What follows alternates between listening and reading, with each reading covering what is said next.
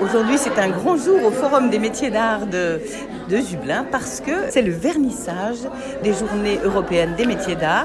Et je suis avec Isabelle Govineau, bonjour. Bonjour. Qui est donc responsable de ce forum où une quinzaine d'exposants ont été sélectionnés. Et on va pouvoir les rencontrer après et admirer leurs œuvres. Et racontez-nous un petit peu quel est votre travail par rapport au forum. Donc là, au niveau du forum, c'est 3 jours d'ouverture pour les Journées européennes des métiers d'art. Les Journées européennes, on est rendu à la 19e édition. Moi, ici, c'est ma 6e édition. Donc là, l'objectif, c'est pour les artisans d'art d'avoir un espace, un lieu collectif, un atelier collectif où ils peuvent présenter leur travail, faire de la démonstration, exposition, vente. Et c'est la mise en relation entre l'artisan et le public.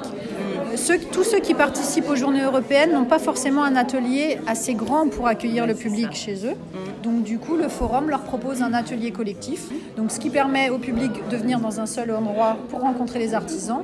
Et les artisans, ça les sort entre guillemets de leurs ateliers et ça leur permet de faire des rencontres ici, vu qu'ils sont là, en général, ils sont là soit les 3 jours, soit le samedi et le dimanche. C'est presque dommage que ça dure que 3 jours. Alors, c'est presque dommage, mais c'est pas possible de les... Là, tout le monde vient, c'est libre et gratuit. Oui. C'est toute une journée, c'est de 10h à 18h tous les jours non-stop, les 3 jours non-stop. Et du coup, après, pour eux, c'est une présentation, mais pendant ce temps-là, ils produisent pas. Ben oui, c'est ça. Et les Journées européennes des métiers d'art, il y en a dans toute la Mayenne, mais dans toute l'Europe. Et là, en Mayenne, vous avez 8 points. Donc vous avez les plus proches, c'est Sainte-Suzanne à l'Artelier. Vous avez Charlie aussi qui ouvre son atelier à Argentré. Donc lui, c'est du sculpteur sur métal. Et de Mayenne Communauté, vous avez Eugénie Ball à Marcilly-la-Ville qui ouvre sa galerie sculpture et qui propose même pour ceux qui réservent une initiation à la soudure de 30 minutes. Ah, oui. Voilà. Et là où il y a de nombreux artisans d'art, c'est donc Jublain, Sainte-Suzanne, peut-être Laval. Alors à Laval, Chantal Verdier-Sablé, donc l'atelier de terre et de fil, elles sont 2. Chantal invite toujours une artisane lors des GEMA et là c'est Julie North, donc qui fait de la linogravure. Et voilà, donc ça vaut le détour aussi si vous avez l'occasion d'aller faire un tour à Laval, tout à fait. Bien, merci beaucoup. Alors là, il y a une quinzaine d'exposants. Je vais aller faire un petit tour. Donc, on a eu le petit discours d'ouverture du maire de Mayenne. Le président de Mayenne Communauté, monsieur Le Scornette. Le président de la CMA, monsieur Luc Dupré. Et puis, moi, il y avait la présence aussi de Frédéric Bordelais, qui est référent du forum, en fait. Oui, qui est maire de Moulay. Eh bien, merci beaucoup, Isabelle. Et puis, j'espère qu'il y aura beaucoup de monde ce week-end. Et sinon, les ouvertures de cet été? Alors, les ouvertures de cet été, ça ouvrira le 1er juillet, donc avec la boutique et une exposition sur le métal. Et ça ouvrira pendant les 2 mois. Et on peut venir acheter des produits dans la boutique? Oui, évidemment. Il y aura une quinzaine d'artisans qui exposent leur création en dépôt-vente. Donc là, les artisans ne sont pas présents, contrairement aux Journées européennes où on peut les rencontrer en direct. Après, oui, cet été, c'est une quinzaine d'artisans en boutique et c'est une exposition sur le métal. Voilà. Merci beaucoup. Eh bien, merci à vous.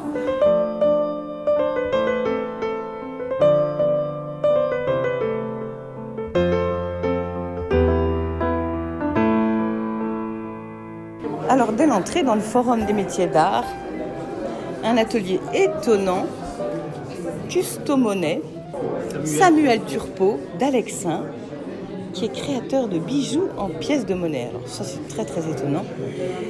Donc là, Samuel est en train de découper une pièce peut-être étrangère, je ne sais pas, avec une minuscule, comme un fil à découper le foie gras. C'est une toute petite scie.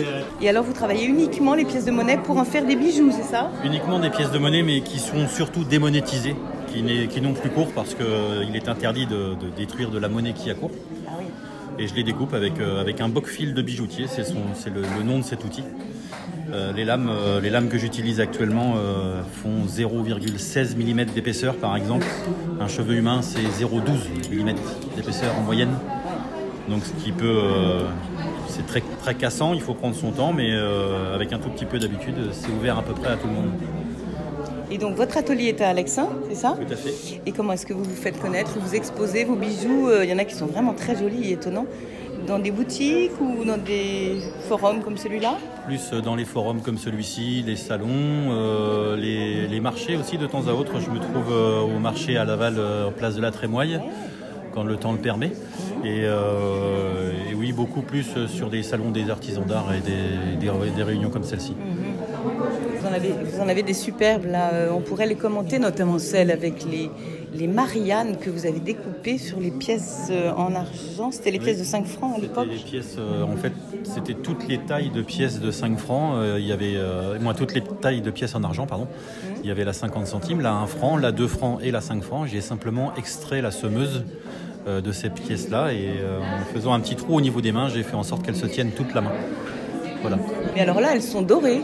Ah non, là, elles sont argentées. C'est la lumière qui donne peut-être cet aspect doré. Non, là, c'est juste le reflet de la lumière un petit peu jaune qui donne cet aspect doré, mais c'est bien en argent.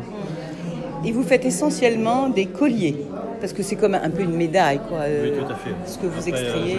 Je fais également des anneaux avec les pièces de monnaie. Pour l'instant, j'en ai pas d'exposé sur ce stand-là parce que c'était pas mon objectif aujourd'hui. Je fais également des boucles d'oreilles, pas mal de petits goodies aussi, comme des porte-clés ou des choses comme ça. Pour que ce soit ouvert à tous et accessible à tous, ça va de 5 € par exemple sur mon stand jusqu'à 165 € pour les Marianne qui se tiennent toute la main. Là, il y a combien de Marianne? 7 Marianne, c'est superbe. Écoutez, bravo, merci beaucoup. Quel art étonnant. Ça vous est venu comme ça, au fait? J'ai vu passer ça sur les réseaux sociaux. Ça se fait pas mal aux États-Unis et je me suis dit pourquoi j'essaierais pas. J'étais collectionneur de monnaie, j'avais pas mal de stock. Et du coup, c'est que des monnaies forcément qui n'ont plus cours. Et moi, j'en ai des kilos et des kilos d'avance. J'ai essayé et ça a fonctionné. Donc voilà. Eh bien, bravo. Très imaginatif et très créatif. Et bonne chance. Merci. Bonne fin de journée.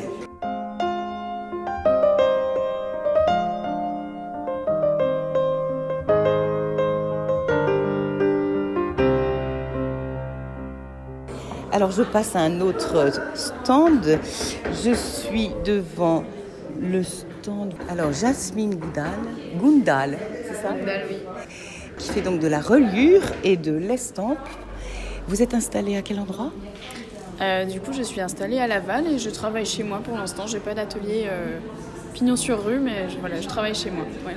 Et donc on peut vous trouver si on a des livres à relier ou qu'on veut découvrir vos estampes. Comment est-ce qu'on fait? On regarde votre site Pour l'instant, j'ai un Instagram. Très bien. Un Instagram comme vitrine, si on veut, de mes créations. J'ai une formation de reliure traditionnelle. Donc, j'ai passé un CAP de reliure il y a quelques temps. Aujourd'hui, je fais beaucoup de reliure de création. Donc, c'est-à-dire pas forcément de la traditionnelle, des carnets de voyage pour écrire, pour dessiner. Et beaucoup de gravures aussi. Mais là, je suis en train de travailler sur une série d'ouvrages qui ont 200 ans pour un monsieur. Voilà, et j'utilise mes compétences de CAP et ça me va bien aussi. Et il parle de quoi, ces ouvrages, par exemple? C'est une compilation des œuvres de Rabelais. Donc c'est la totale des œuvres de Rabelais et ils ont environ 200 ans. Donc c'est une chance aussi de pouvoir protéger ces ouvrages et puis les conserver, ces ouvrages de famille. Alors, reliure, bon, les auditeurs situent ce que ça peut être. Et estampe, qu'est-ce que ça veut dire et qu'est-ce que c'est vraiment l'estampe? Alors l'estampe, ça veut dire empreinte en fait, c'est une empreinte. Donc j'ai bien aimé ce mot-là parce que je pratique la linogravure. Donc le linoléum, c'est un matériau qu'on peut graver, ce qui nous permet de faire des illustrations reproductibles, mais ça reste des œuvres originales puisque c'est fait à la main, puisque c'est reproduit à la main. Et j'aime bien le mot estampe parce que aussi je fais des empreintes de végétaux sur mes couvertures de carnet. Et ça fait aussi partie de ce qu'on peut appeler de l'estampe en fait. Ouais. Ah oui, là je vois des jolies fougères que j'aime beaucoup, je les ramasse. Elles sont très belles. Hein. Oui, j'adore ramasser des végétaux quand je vais me promener. Et puis après ça m'inspire en général. Soit ça m'inspire des nouvelles gravures ou soit je mets sous presse ces plantes et puis je m'en resserre plus tard pour en faire des couvertures ou des marque-pages. Voilà. Et vous faites aussi des très jolies cartes linogravées avec enveloppe. 4 € la carte, mais elles sont très belles aussi. Ouais. Du coup, mes cartes postales et mes carnets, on peut les retrouver chez Emlir à Laval et depuis peu à l'Office de tourisme aussi de Laval. Écoutez, je vous souhaite bonne chance et puis beau week-end à Jubelin au Forum des Arts. Merci beaucoup. Merci.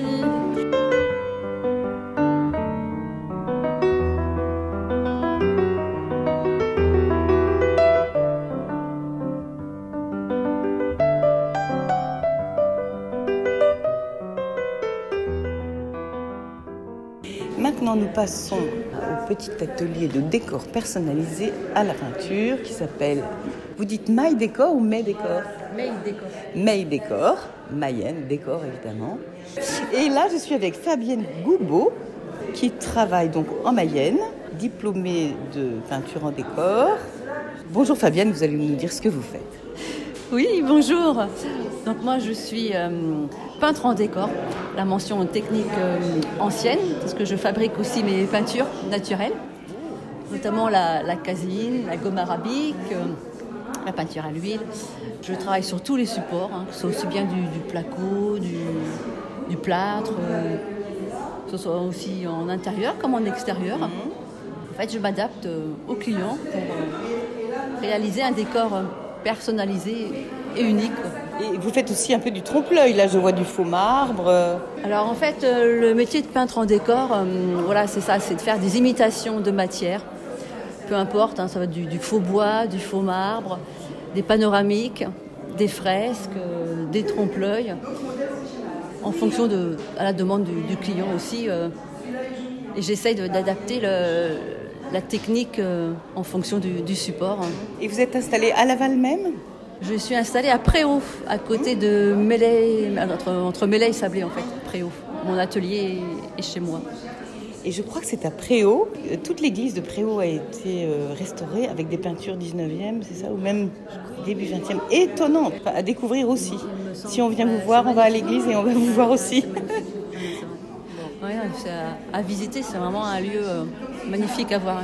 Écoutez, très bien. Imitation du bois joli, de la pierre, marbre et métaux, fresques, trompe-l'œil, décoration murale panoramique, enduit de chaux, graffito et tas de lacte. Ah, tas de lacte, oui, c'est marocain. Oui. Ça, c'est pas trop ma spécialité, je l'ai fait une fois.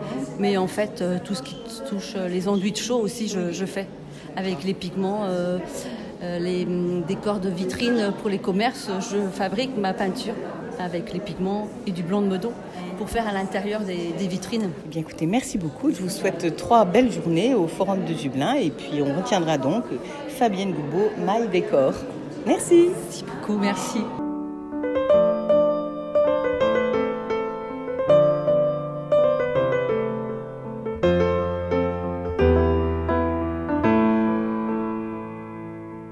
Me voici devant pas l'atelier, mais le stand de Gwenaëlle Jaouen. Donc un nom bien breton, ça fait plaisir. Comment vous faites des bougies, mais est-ce que vous avez un nom spécial pour cet artisanat ? C'est l'artisanat en tant que cirier ou cirière. Parce que vous ne travaillez qu'avec de la cire d'abeille ? Oui, que la cire d'abeille. Et là récemment, je fais des bougies, des jardins de succulentes où il y a un fond de bougie en fait en cire végétale. Donc il n'y a pas de paraffine, c'est toujours du naturel. Mais la majorité de mes créations, c'est la cire d'abeille. Et alors cette cire, vous fabriquez des objets absolument étonnants, notamment des fleurs. Alors ça, je suis émerveillée. Des tulipes, des roses, pas très grandes, que vous fixez sur un bâtonnet, comme ça on peut les offrir comme une fleur, et sinon on les détache et on les pose sur la table, c'est ça ? Oui, c'est ça. Et c'est essentiellement de la cire d'abeille également, ce que j'appelle les fleurs d'abeille. Qu'est-ce que vous avez comme modèle alors, par exemple ? Après, il y a différents types de fleurs. Il peut y avoir des marguerites, des tulipes, des dahlias, des roses, des pivoines. Et la particularité aussi, c'est que je vais les teinter de plantes. Donc, j'utilise les techniques de teinture végétale pour infuser en fait ma cire d'abeille. Donc, elles sont toutes moulées, c'est ça ? Oui, toutes moulées à la main. Oui, toutes moulées à la main. Et si on veut admirer vos créations, alors où est-ce qu'on va ? On peut me trouver dans des boutiques de créateurs, dont à Laval, la fabrique d'ici, qui est au quai Sadi Carnot. Et là, du côté d'Alençon, il y a une boutique éphémère de créateurs qui va ouvrir le 18 avril, qui sera ouverte jusqu'à début juillet. donc dans le cœur d'Alençon. Et avec ces bougies, vous faites aussi d'autres créations? Avec des fleurs séchées ou... Oui, du coup, les bougies sont transformées en éléments décoratifs dans la maison. Donc, je crée aussi d'autres créations durables et naturelles avec des fleurs séchées. Il y a des anneaux fleuris, des bouquets, des barres florales aussi, comme des présentoirs de table, des centres de table. Voilà, donc c'est assez léger et aérien, parce qu'en plus, c'est composable, modulable à l'infini. On peut changer les fleurs en fonction des saisons. Est-ce que vous pouvez nous citer quelques colorants naturels, par exemple, et quelles couleurs ça fait? Alors, je vais utiliser par exemple l'indigo, qui va me faire un vert sauge. Après, je vais utiliser aussi de la betterave pour faire un rose framboise, ou encore de la garance pour faire un rose saumoné. Il y aura aussi le paprika pour faire d'une couleur orangée, un peu plus soutenue, couleur chaude, toujours sur une base de cire d'abeille jaune.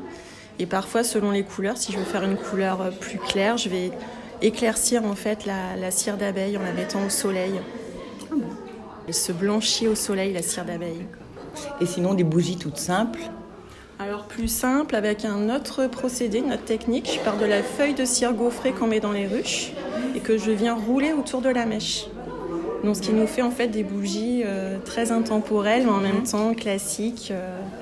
Voilà, on voit le nid d'abeille. Oui, c'est ça. Et elles se consument d'une manière différente que les autres bougies. C'est feuille par feuille. Donc c'est assez contemplatif aussi à les regarder se consumer. C'est intéressant ça. Et du coup, il n'y a aucune vapeur toxique? C'est le problème de toutes les bougies. Hein. Ah oui, le marché de la bougie, paraffine, mèche qui dégage de la fumée noire. Moi, il n'y a vraiment aucun entrant chimique dans mes créations. Même les colorants, c'est des colorants naturels. Et la mèche, c'est une mèche de coton. La cire d'abeille, c'est la seule cire qui n'est pas transformée. Elle sort comme ça à l'état brut des glandes cirières des abeilles. Donc, c'est la cire la plus naturelle, en fait. Merci beaucoup. Et si on veut regarder est-ce que vous avez un site ou un blog où on peut voir vos créations? J'ai une boutique en ligne sur simplemerveille.fr. Donc, au pluriel, Simple Merveille. Ou sinon, dans les boutiques de créateurs à Laval et à Alençon. Merci beaucoup, Gwenaëlle. Et puis, bonne chance et bon vent pour toutes ces belles créations qui sentent légèrement, qui sentent bon et qui sont très délicates. Merci beaucoup. Merci à vous.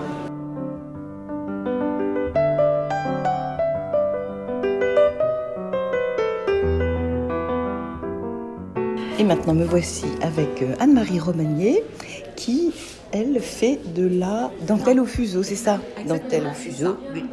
Alors, ça se travaille avec des tout petits fuseaux en bois, sur un cadre plat et du fil assez épais. On peut utiliser toutes sortes de fils. On peut utiliser du coton épais, on peut utiliser jusqu'au fil très très très fin. Très très fin. Ah oui. Voilà, il y a plusieurs matières. On peut utiliser de la soie, on peut utiliser du lin, on peut utiliser des fils métalliques. En fait, on peut faire de la dentelle avec tout ce qu'on veut. Alors, quel style de dentelle faites-vous et pour quel usage? Alors, je fais de la dentelle du puits qu'on appelle. Autrement, je me spécialise aussi. Alors, je fais de la dentelle de Balieu, de la Duchesse. Et actuellement, j'étudie la dentelle de Bucks. B-U-C-K-S. Voilà.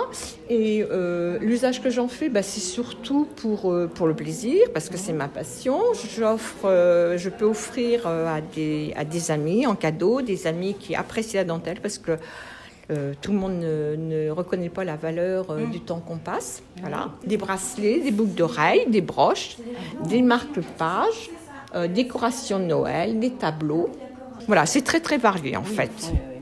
Et est-ce qu'on peut admirer votre travail chez vous ou dans un atelier ou c'est simplement sur les stands d'exposition? Simplement sur les stands d'exposition parce que chez moi c'est ramassé. Par contre, je suis toujours à même de faire voir et tout, mais non. Et donc vous transmettez certains de vos savoir-faire à Mayenne, c'est ça? Voilà. Alors mes transmissions, j'ai animé plusieurs années des ateliers de tricot. et de crochet. Et je me suis spécialisée dans le tissage et donc maintenant j'anime un atelier tissage depuis que je suis à la retraite sur le centre social des possibles. Et voilà, à Mayenne. Et je transmets aussi du tissage, des galons de tissage aux cartes. L'année dernière, ici, j'ai fait quelques démonstrations de tissage aux cartes aussi. Voilà. Et la journée médiévale qui a lieu au mois de juillet au sein du parc du château, j'y suis pour faire des démonstrations de tissage aux cartes. Alors, les journées médiévales du château de Mayenne. Hein. Oui, voilà. Donc voilà, je suis là en train de faire une démonstration là, avec un métier en bois qu'on a fait faire par un menuisier, un artisan menuisier. Et voilà donc les galons que et on réalise des galons magnifiques de toutes les couleurs, là, avec des motifs réguliers. Oh là là, oui. Et ça je peux transmettre. Voilà. Tissage aux cartes. Les cartes, ça s'écrit comment? Comme des cartes à jouer. Oui, oui, voilà. Écoutez, c'est très fin, très minutieux. Vous incorporez des perles. Alors c'est des épingles pour arrêter les points. On peut effectivement dans les bracelets, j'intègre des perles. Donc je rappelle Anne-Marie Romagnier. À Mayenne, à l'atelier des possibles, vous pouvez me joindre vous à l'atelier des possibles. Oui. Et vous donner des cours de tissage aussi. Le vendredi après-midi de 14h à 16h30. Très bien. Merci beaucoup Anne-Marie et bonne chance. À bientôt, merci.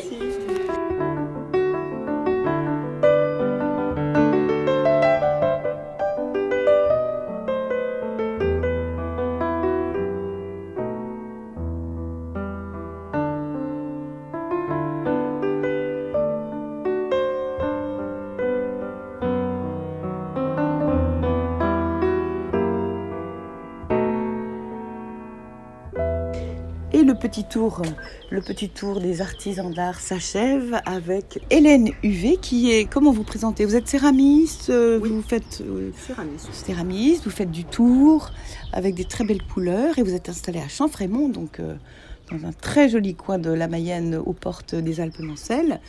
Est-ce que vous avez une spécialité dans ce que vous réalisez? Qu'est-ce que vous aimez? Alors, donc je travaille le grès.